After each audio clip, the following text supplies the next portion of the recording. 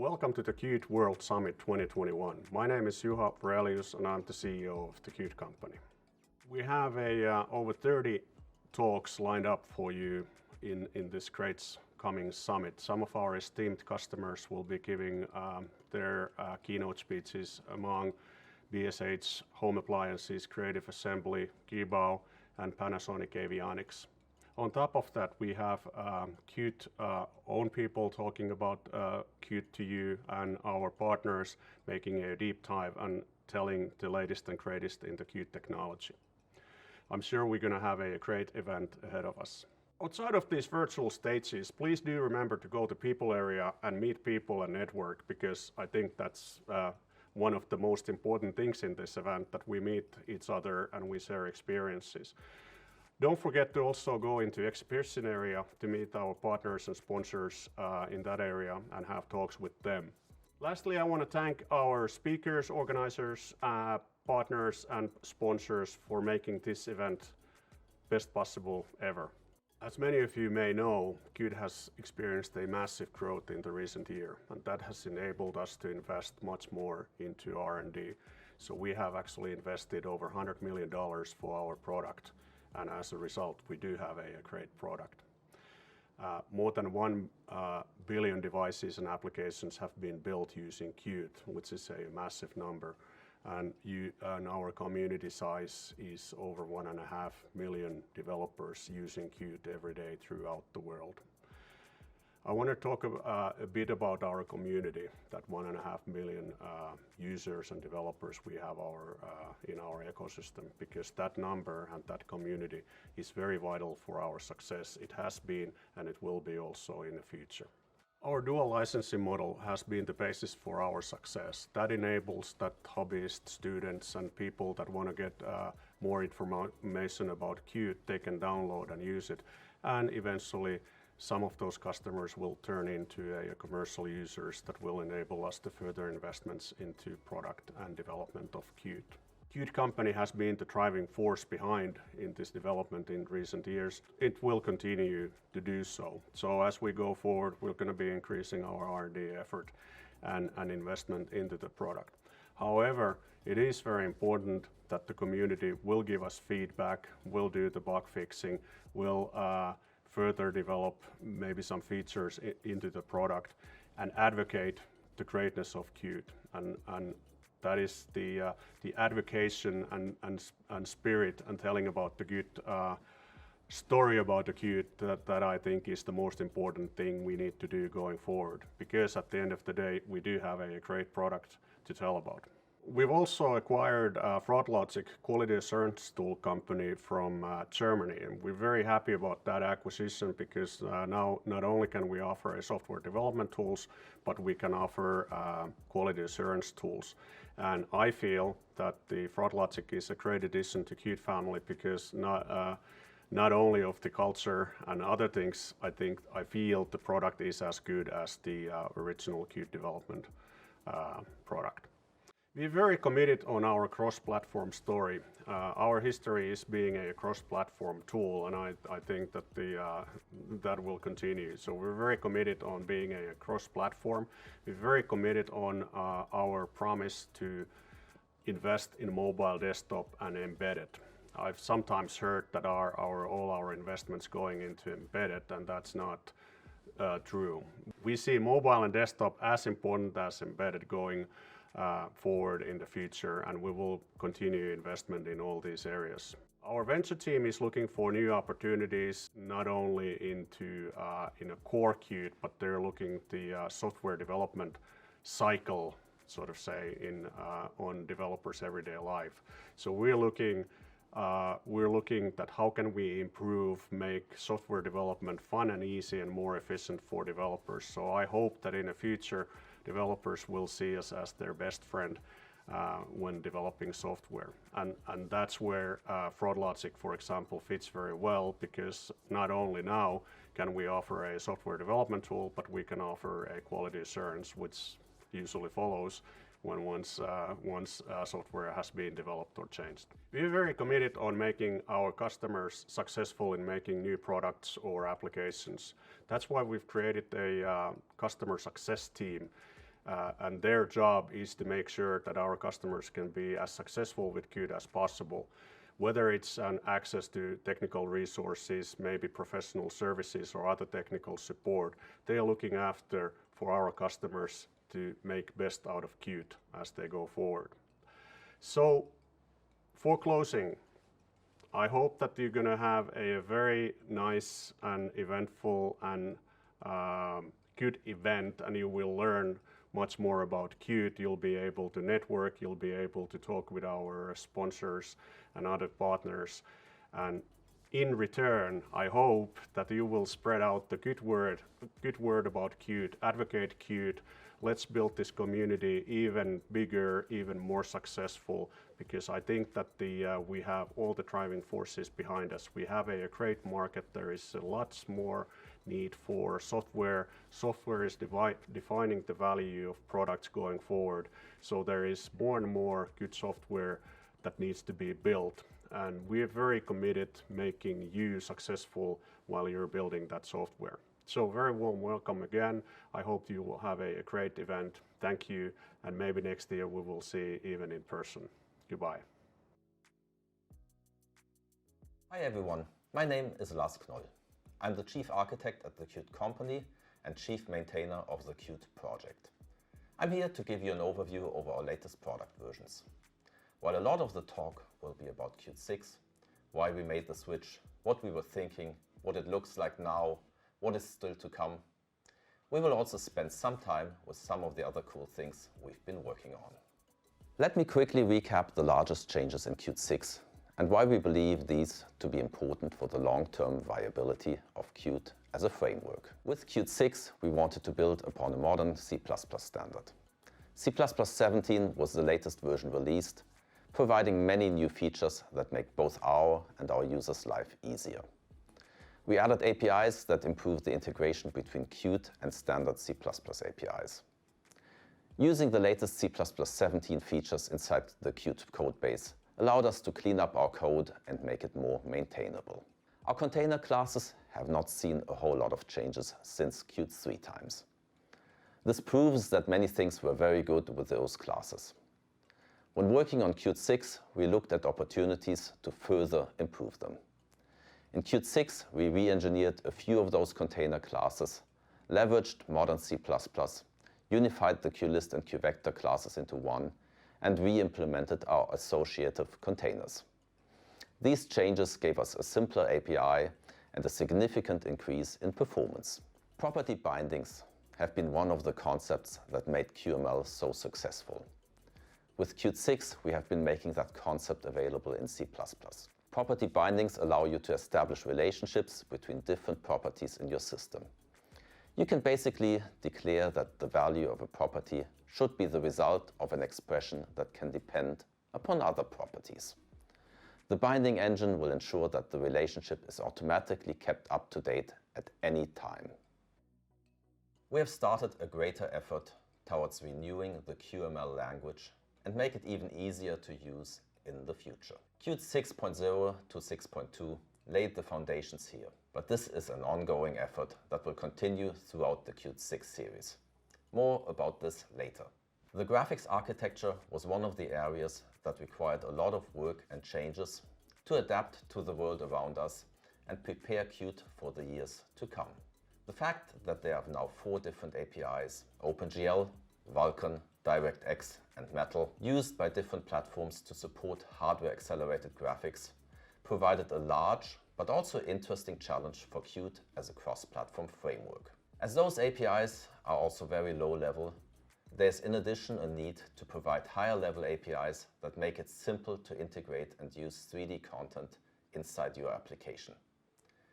We'll see some of the results of this work later in this talk.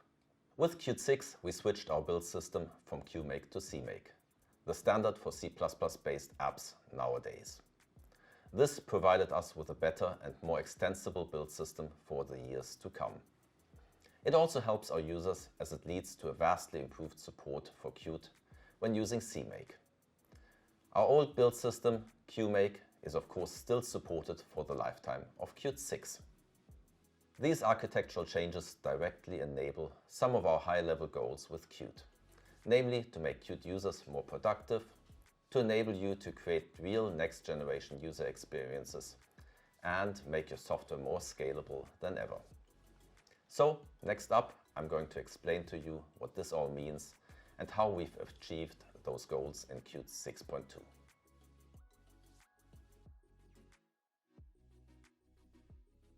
One of our goals is to let developers be more productive. Being productive when creating software depends upon a couple of things. Some of the most important ones are the following. The quality of the tools and frameworks you use as a developer directly impact productivity. While it is impossible to create a bug-free framework the size of Qt, we've always aimed to keep the rate of errors in Qt as low as possible. Qt 6.2 is no exception and profits from a large number of incremental improvements we've been making since Qt 6.0. APIs need to be intuitive, consistent, easy to remember, and descriptive. As a developer, you read pre-existing code as much as you write new one. APIs need to be self-explaining so code can be read and understood without extensive comments or looking up every method in the documentation.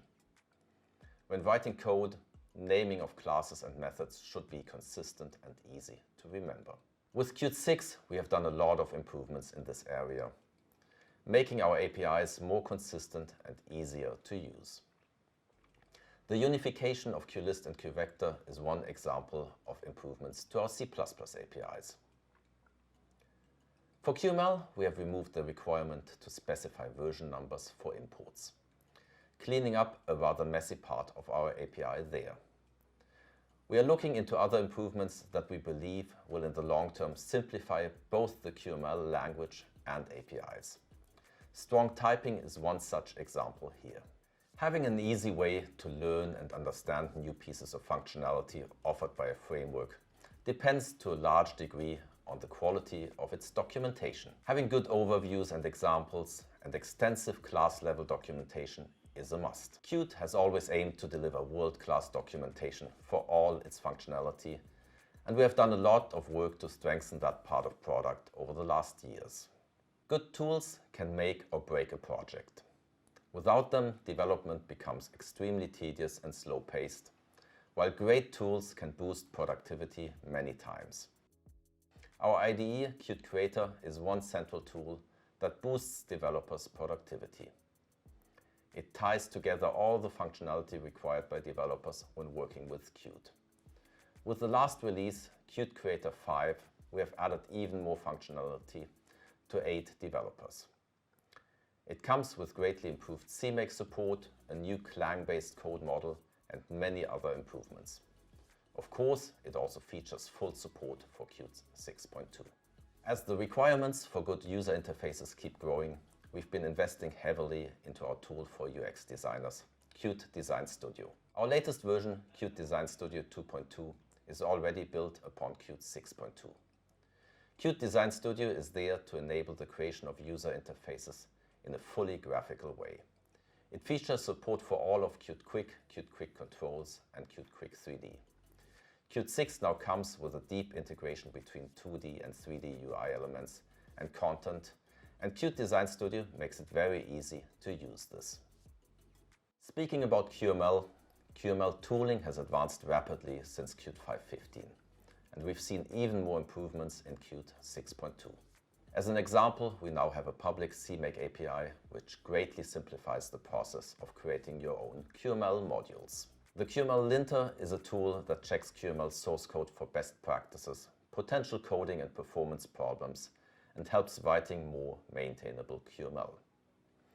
The tool has undergone large changes and is now fully configurable, both at the command line level through configuration files and even for individual blocks within a QML file itself. In addition, it can now generate JSON output to simplify integration with other tools or automated systems. The QML formatter now uses the QML DOM library, giving large improvements to the generated output. With the acquisition of Frog Logic earlier this year, we expanded our offering to also cover test automation tools. FogLogic Squish and Coco are fantastic tools for automated UI regression testing and code coverage analysis. These tools have always had Qt users as one of their main target audiences, and thus provide great support for Qt.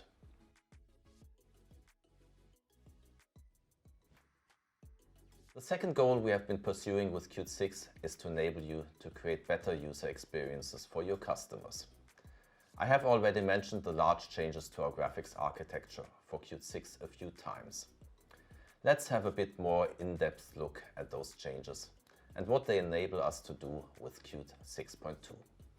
Let's start off from the user-facing side and have a look at how Qt Quick Controls and Qt Quick 3D form one unified architecture and API in Qt 6. Together with the graphical tooling using Qt Design Studio, it has never been easier to create state-of-the-art modern user interfaces that can easily combine elements of 2D user interfaces with 3D content. You can freely embed 2D elements into a 3D scene and vice versa. A large difference to what we had in Qt 5.15 is that all elements now use one combined scene graph. This enables rather large performance improvements. We are also automatically mapping all input elements to the corresponding items, even if they are within a 3D scene. Let's talk about some of the latest features we've added to Qt Quick 3D with 6.2. Instant rendering allows you to render large amounts of the same object with different transformations.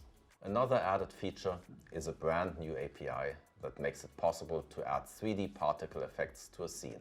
And we also added a new API to do ray-based picking from arbitrary points in the scene. It's difficult to convey with words what these changes, along with the improvements in Qt Design Studio, allow you to do with Qt.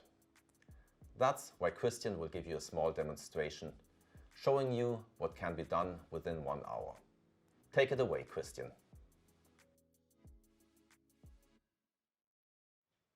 Thanks, Lars. Working with 3D should be fun and easy, from the initial design phase all the way to the finished product. So let's take a quick look at the steps involved getting a 3D model into your Qt application and integrating it with a 2D user interface, or even by adding interactive 2D elements into the 3D model itself.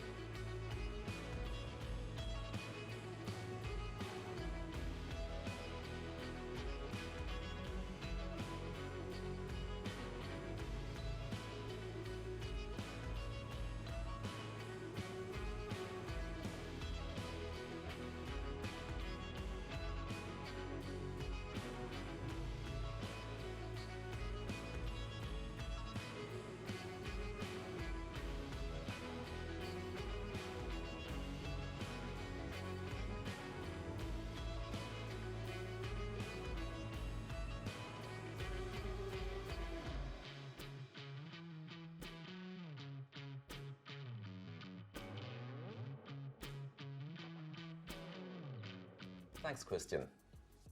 Speaking about Qt Quick 3D and user experience, let's not forget about your user experience. Qt Quick 3D has simplified the way we work with 3D graphics in a drastic fashion. From a tooling perspective, Qt Design Studio, which aims to streamline the UI creation process in its entirety, now completely supports not only Qt 6, but also Qt Quick 3D. For instance, you can now create advanced particle systems by dragging and dropping them from the library and customize their properties. Need fire, rain, explosions? Qt Design Studio has it covered. Other features from Qt Quick 3D that are currently available in Qt Design Studio are mesh morphing, instanced rendering, and skeletal animations. Qt Design Studio significantly changes and improves how UIs can be created with Qt. And we are all looking forward to seeing what you can create with it. It is built with approachability in mind. It makes it possible for people with a less technical background to join in the UI design process and develop and test their designs on the real hardware, whether that's a desktop, a mobile, or an embedded device. Enabling these features in a cross-platform way required sizable changes to how we use the graphics APIs provided by the operating system. In Qt 5, we used OpenGL for any type of hardware-accelerated graphics. Over the years, however, new graphics APIs such as Vulkan and Metal have emerged. Using those is required to best support the underlying graphics hardware on all platforms. To make this possible, we created a whole new abstraction layer for those graphics APIs in Qt 6 called the Rendering Hardware Interface, or RHI. Porting our graphics stack to the rendering hardware interface was one of the largest development efforts on the graphics side for Qt 6. This effort probably also has the most significant impact on the overall end-user experience. In short, you can now use Qt Quick and Qt Quick 3D with the optimal graphics API for each platform. We support OpenGL, OpenGL-ES, Vulkan, Direct3D 11 and Metal. This significantly increases Qt's compatibility and performance on especially macOS, iOS and Windows. What this means is that Qt Quick and Qt Quick 3D will work as expected on all platforms and graphics APIs without you needing to know the details of how each of them works. Graphics development may have gotten harder with the further fragmentation of graphics APIs in the last several years, but with Qt Quick and Qt Quick 3D, this is not something you will need to worry about. Let's have a look at Lars Knoll showing us how the demo Christian created runs across our supported platforms using the different native graphics APIs. Hello, I'm Lars Knoll and I work on the various graphics related bits of Qt. And now that we have this quite simple but yet quite nice demo that combines 2D and 3D in one Qt Quick 3D application. Now it's time to look at it running on multiple different devices. What I have here on my desk, this is actually my real office at the Qt company, and what I have here on my left is a Raspberry Pi which is running Linux, and there's a screen next to it, and here we have this application we just created running without a windowing system, so just running in full screen as the only graphical application on the device. Then I have, basically in front of me, an Android tablet where again we have the exact same application deployed, running in the same way, of course fully interactive as expected. And then on the two bigger screens on the left we have again the very same thing running on Windows, whereas next to it there's that's the display connected to a Mac Mini, so we are running Mac OS there, and again the same application running there. Now what's interesting here, because of course Qt has been cross-platform for a long time, but as you might have heard, one of the big new things in Qt 6 is that the support for graphics APIs other than OpenGL.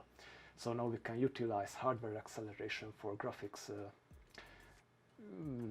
by rendering through Vulkan, Direct3D, Metal, which is good because we can now basically default on every platform to what's best for that platform, or what's the best supported graphics API there. So on the Raspberry Pi, we see the application running with OpenGL, ES actually, whereas on Android, it's currently using OpenGL. But since we also have Vulkan support on this device, I have another build. I'm just switching to that now, and it looks, does the same things, but this is a build of the application that requests Vulkan instead of OpenGL. And yeah, with that simple switch, well, now all rendering happens through Vulkan. In the background on Windows, we are defaulting to DirectX 11, and that's what you see running there. Whereas on macOS, it's Metal. And the nice thing here is not just that, okay, now we can use different APIs, but there might be some real benefits. So one of them being is that if I was to check, for example, the CPU utilization on this Android tablet and compare these, the two builds of the same application, I would then probably see that with Vulkan, yeah, there's a bit lower CPU usage, which is nice. So, due to the lower driver overhead and other things, we actually gain by simply making that switch.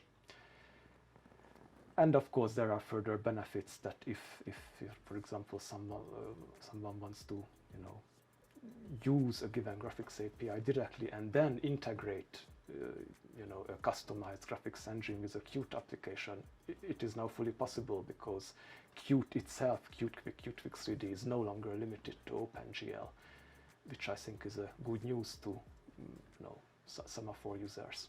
And finally, I would note that as we saw on Android, on some platforms you will even have the choice, like on that Windows machine, for example, I can choose between, DirectX 3D, Vulkan, or OpenGL. So it will be basically up to the application and the developer to decide what to request. What's the best for a given application, for a given project. Yes, so that's all from me now. Thank you. Thank you, Lars Knoll. A related area that has undergone significant changes from Qt 5 to Qt 6 is multimedia. Qt Multimedia in Qt 5 suffered from an overly complex architecture, making it very hard to implement bug fixes or achieve a consistent cross-platform behavior. Qt Multimedia in Qt 6 has been almost entirely rewritten from what we had in Qt 5. We greatly simplified both the internal architecture as well as the API.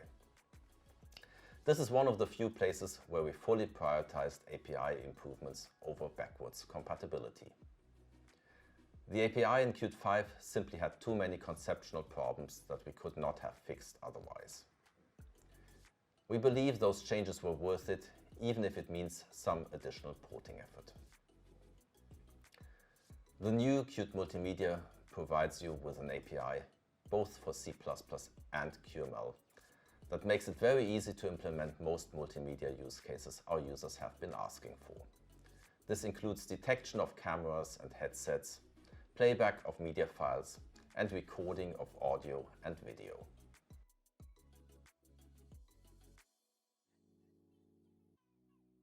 Our final major goal in Qt 6 was to further increase the scalability of your software. For us, scalability implies that the frameworks and tools you use can adjust to many different use cases and work on a wide variety of hardware and operating systems. I'm happy to tell you that for Qt 6.2, we've significantly increased the number of platforms we support. Qt 6.2 provides largely improved support for the latest macOS hardware. So far, it has only been possible to run Qt applications on Apple Silicon via the Rosetta layer. But with Qt 6.2, we now provide full support to run those applications natively. With Qt 6.2, you will find it a lot easier to create universal binaries and to develop for macOS on both Intel and Apple Silicon. Of course, both types of hardware are fully tested in our continuous integration system. Qt 6.2 also brings back support for the Integrity and QNX real-time operating systems. The support requires a C++ 17 toolchain and an up-to-date version of the operating system. The minimum requirement for QNX is version 7.1. On Integrity, we support version 19.0.13.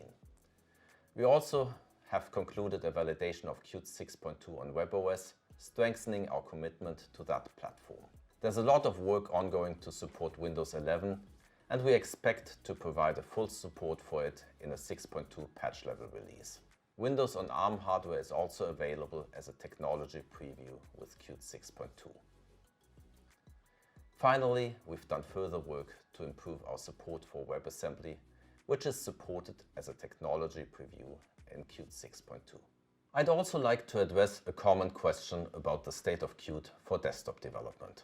It is no secret that we've had a strong focus on the embedded segment over the past years. However, the desktop and mobile platforms are at the heart of what Qt is and where it all began. That means that we've had a lot of more time to improve that part of the offering. The desktop versions of Qt are also what all our developers use in their daily work. This is where we first implement and test most of our new features.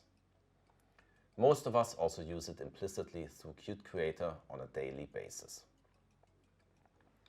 As a result, Qt for the desktop has always been more mature than its embedded counterpart and needed less fixing. Having said that, we have, however, not added a whole lot of new functionality that is specifically targeted at the desktop. Part of this is because we aim to be a cross-platform framework and try to make things work on all platforms. Part of it is also that we had larger gaps to fill for our embedded product. But given that background, I'm very happy to announce that we are currently strengthening our R&D efforts for both the desktop and mobile platforms. The team that is specifically looking into the integration with those platforms is growing, and we do have quite a few open positions that we will hopefully be able to fill soon. Apart from general work on improving quality and integration with the desktop and mobile platforms, we are investigating a couple of new features that specifically target those platforms. One of those is native look and feel for Qt Quick controls. When we created the set of controls for Qt Quick, our focus was to make them lightweight and performant. For that reason, they did not support a native look and feel in Qt 5.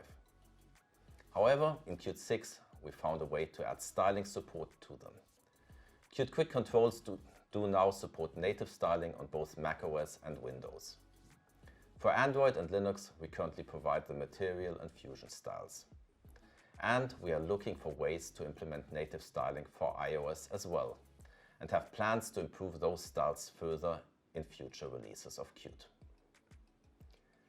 Finally, we are aiming to fill the feature gap that currently still exists between Qt widgets and Qt Quick controls, and make sure that Qt Quick controls cover as much as possible of the API offered by Qt widgets.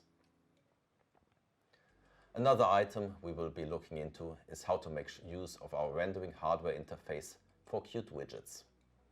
Qt widgets are drawn as software, something that is costly, especially on screens with a 4K resolution or higher. As a first step, we are now investigating how to use the rendering hardware interface to accelerate our backing store that holds the pixel data for a top-level widget and handles screen exposures and blitting. Scalability also goes in another direction, namely towards very low-end hardware. Qt for MCUs has been a significant effort to bring Qt-style user interfaces and the simplicity of Qt Quick to microcontrollers. Our latest release, Qt for MCU 1.9, is a fantastic product covering a wide variety of microcontrollers. It makes it very easy to create an application with a Qt Quick-based user interface on those low-end systems. Of course, it is fully integrated into our tooling and supported by both Qt Creator and Qt Design Studio.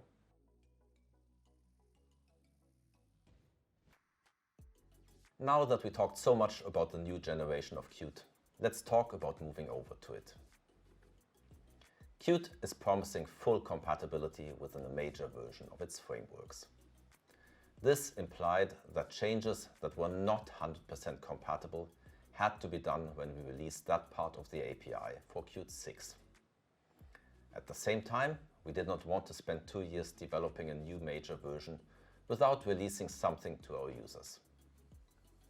As we could not do everything at once, we chose to focus on the core of Qt and required architectural changes in there for Qt 6.0 and release it with a somewhat restricted feature set.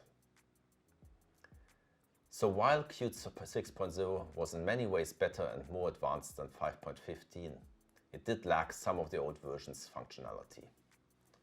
Over the last year, we have been working hard to make that functionality available again in Qt 6. With the release of Qt 6.2, we have closed the circle. Qt 6.2 effectively combines the comprehensive functionality of its predecessors with all the new features improved architecture of the latest generation. Qt 6.2 is also the first long-term supported version of the Qt 6 cycle. It will be supported for 3 years for Qt's commercial customers. This makes Qt 6.2 a great version to get started with Qt 6, whether it's for a new project or to port over an existing application. We know that many of you have code bases, in some cases consisting of millions of lines, written against Qt 5. And of course, that means porting to Qt 6 is something you are concerned about. Because of that, we have invested a lot of effort into making Qt 6 as compatible with Qt 5.15 as possible, and have guides and tools available to help you in the few places where we had to break compatibility. Many users have so far held off from porting to Qt 6 as some parts of the functionality they required wasn't available. With Qt 6.2, this has changed. Module availability should not be a concern anymore for at least most of our users. Our users have clearly picked this up, as our download numbers and the interest for Qt 6.2 shows. We are now getting more and more feedback from users that have started the porting process. I'm happy to say that most of that feedback is positive, telling us that our work to make the transition as easy and smooth as possible has paid off. So, what's the best way to bring your code base over to Qt 6? Typically, there are a few steps involved. The first step is to ensure you have the pre-requirements in place. If needed, upgrade your compiler to a version that is fully supporting C++ 17. We recommend one of the latest versions of Clang, GCC or MSVC. In addition, upgrade your app to use Qt 5.15 if you have not already done so. As a second step, compile your app against Qt 5.15 in a mode where you enable compiler warnings for all deprecated functionality. This will pinpoint places where you will need to change your code to make it ready for Qt 6. In many cases, the compiler warning will already tell you how to fix things. Otherwise, our documentation will help you. In general, this is in many cases the part that will require most work. But it can be done very incrementally while keeping your whole project working at the same time. The third step is then to get Qt 6 and compile your project against it. This might require some smaller adjustments to your build system if you're using CMake. A few additional compiler warnings and errors might come during this stage as well, but most of the required changes have already happened during the previous stage. There are a few runtime incompatibilities that we are not able to catch at compile time. Those are described in detail in our porting guides on doc.qt.io, and I recommend you have a look. We also offer some Clazy-based tooling to help automate some of the required porting work, and recommend that you give that a try. Finally, if you're using QML, we also recommend running the QML lint tool over your QML files and fix the warnings provided.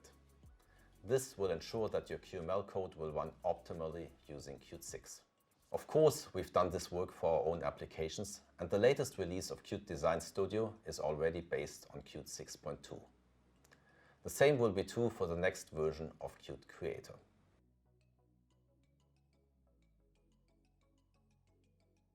With Qt 6.2, we have reached a huge milestone in the history of Qt.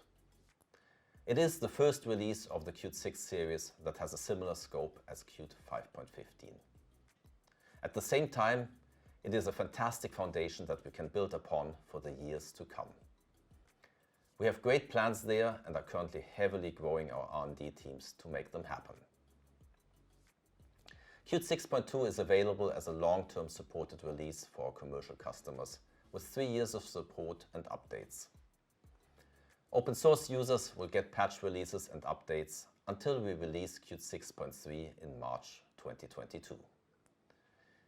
LTS releases are there to help customers that want to avoid larger updates. Bug fixes will always be applied to the latest version and backported to the LTS releases where required. This implies that the latest release is always going to be the release we consider best. It has the largest set of features and contains all bug fixes. Finally, let me emphasize that the latest version of Qt will always be available to everybody at the same time, commercial customers as well as open source users. Thank you. Hi everyone, my name is Marko Kaasila and I'm heading the product management here at the Qt company. Our team is working closely with our customers to help them bring the best possible digital products to the market in the shortest possible time frame. I'm going to speak about increasing importance of the user experience and how software plays the key role there. I'm also touching how the way of software development is changing and how we reflect that in the Qt offering. 2020 is the decade of the user experience. Practically every new product and service that is made and sold nowadays blend digital with physical world. So the user experience becomes one of the key elements defining the success and failure. The rapid increase in touchscreens moves the differentiation point from the product's physical design to the UI and user experience. If you think about the modern smartphone, physically they all look the same black brick, but the user experience and the digital services on them act as a major differentiator. For product developers like yourself, this is good news. It is much easier and much faster to iterate on software UI layer rather than on physical design. And you can change the user experience even after the product has been shipped. Based on the feedback from the users, you can even totally redefine the user experience and win the user's acceptance once again. Gartner says 74% of user experience leaders expect budgets to UX improvements to rise, as companies have started to understand the business outcomes that great user experience delivers. Great user experience helps them to win more loyal customers, keep them happy and keep them returning to their brand when customers are looking for a replacement purchase. Great user experience helps you to beat the competition and win market share. This blend of physical and digital is especially prevalent among our customers in the embedded space. Based on the study done by Forrester Research, companies developing smart and connected devices say that creating intuitive and consistent user experiences is one of the most important initiatives in their new product development. 55% of companies say that it is the #1 initiative. In the same research, the same group of product development decision makers were asked what the primary measure of the success of their products is, and a whopping 70% said the customer experience. As you can see, user experience is close to my heart, and we at Qt have an ambition to help our customers to deliver the best possible user experience to their users. That is why we are investing heavily in Design Studio, for example. We are building a standalone tool for technical artists and UX developers working in the design/development process, allowing them to iterate fast with the UI designs, run experiments on real hardware, and improve continuously their user experience from version to version. We are also adding user experience analytics to our offering so that our customers can continuously improve their user experience based on real user data from the production. This will close the loop of designing, developing, and operating the user experience with Qt. I really hope we can help you in your work by solving the problems and overcome the pressure of bringing new products to the market at ever-increasing pace, despite the shortage of developers, designers, and even chips. With Qt, you have a better shot at that. One of the reasons I'm proud to work for the Qt company is to work with a product that can provide a solution to so many problems out in the real world. Take the recent semiconductor shortage, for instance.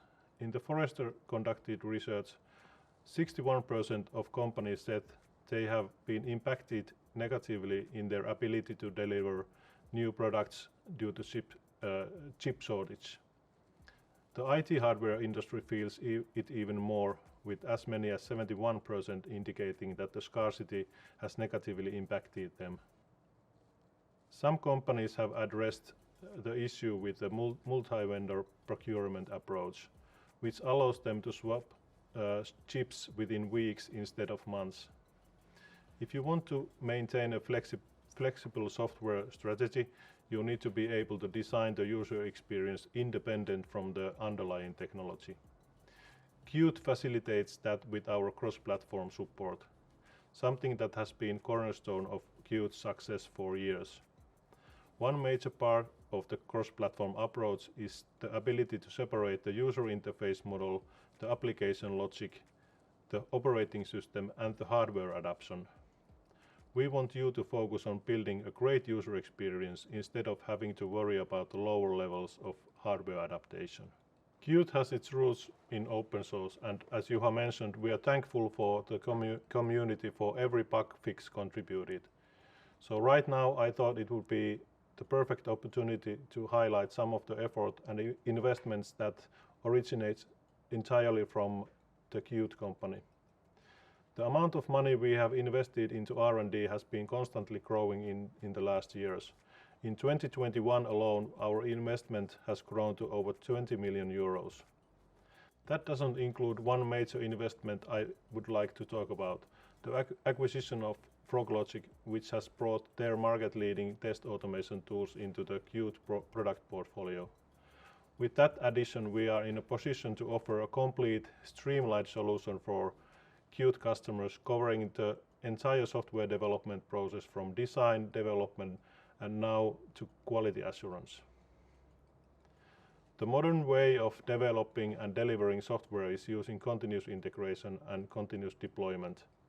I believe most of our customers are already developing their products in so-called DevOps way, where the code is continuously built and tested automatically after the new code is checked into the code repository in order to give instant feedback for the developers on the changes they have made and new features they have introduced. In the old world, the same feedback was available usually after a few days, if not weeks, after the manual testing team had conducted their tests. In this fully automated DevOps process, Froglogic test automation tools really make sense. Froglogic Squish is made to automate the functional testing process in the DevOps pipeline so that after each new build, the automated tests are executed and the developer gets immediate feedback on the work they just checked in. The result is much faster process of introducing new features to the product and at the higher quality. The Froglogic acquisition is an important milestone in broadening Qt's best-in-class software development tools and adding on automated testing and code coverage analysis. We understand that speed of delivery for new products is crucial to our customers, and we believe that the Froglogic product portfolio will help our customers to improve developer productivity and make the product development process as streamlined as possible. We are also exploring additional investments in the DevOps space.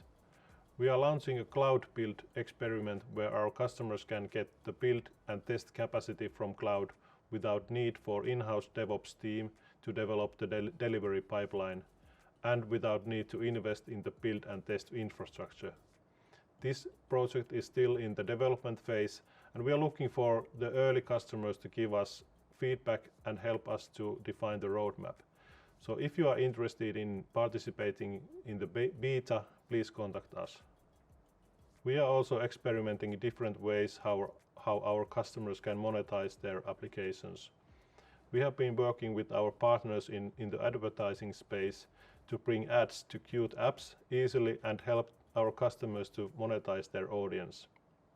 This is an alternative way to get some return on your investments in building the product, and it will be interesting to see how our users will benefit from this option. We are working with several pilot customers and are open to add more customers. So if you think ads would work for you and are interested in exploring this revenue stream, please contact us. We have modernized our business model to reflect the global change how software is sold and bought. Subscription model is the modern way to deliver value to customers without need for a perpetual commitment. The idea behind the change was to make our licensing structure easier to understand. Overall, the new subscription model is more in line with what customers expect from today's SaaS products, while at the same time financially more transparent and affordable for the majority of the users. We've also been adding to and improving the value commercial customers get, without taking away from Qt's basic functionality for open source users. As Juha and Lars said earlier, the community is important to us, and you contribute in many non-monetary ways, which is why Qt will keep improving for everyone. What we're looking for in commercial licenses is to create value on a business level with additional services that are great value for enterprises, but might be overkill for a hobbyist. One of the benefits included in your subscription is customer success management that helps you ramp up your projects quickly and get return on your investment in Qt technology. Qt's customer success onboarding program provides white-gloved, personalized technical support to help you install and configure your environment so you're off to optimal start. You will have access to a dedicated technical onboarding engineer who will take the time to understand your project, timelines and milestones and help create a plan towards completing your project on time.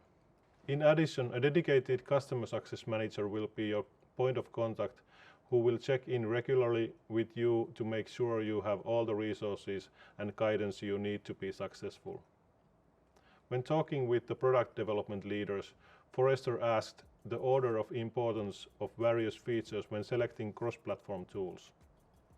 In the top 5 were focus on customer support, with 77% of decision makers saying it being important or even critical requirements.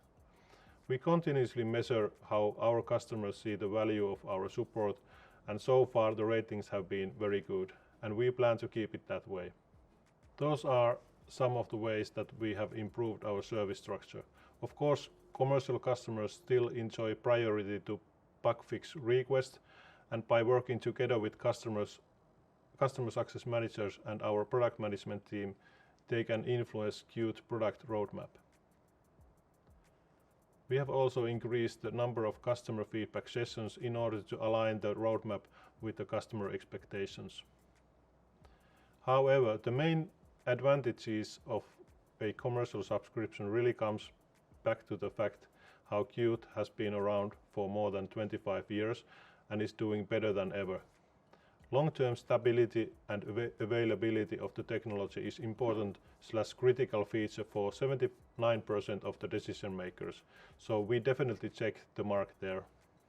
We actively plan to be relevant and at the cutting edge for you long term, and nothing from offering reflects that fact better than our long-term supported releases.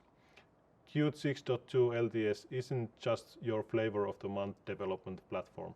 Don't get me wrong, it's a great development platform. It's certainly one of the best all-around platforms out there and can be the best tool you could ever want for certain jobs.